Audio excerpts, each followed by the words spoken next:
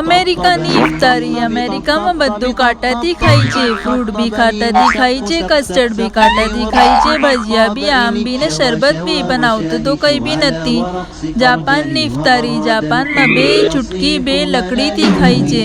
सबसे पहला खजूर खाई छे, आसानीथी आवी गयुं, फ्रूट भी आवी गयुं, भजीओ भी आवी गयो, आम भी आवी गयो, पण कस्टर्ड ने शरबत केवी रीते आवशे तो एनो यूज करे छे कि मिलाईने पी जाय छे।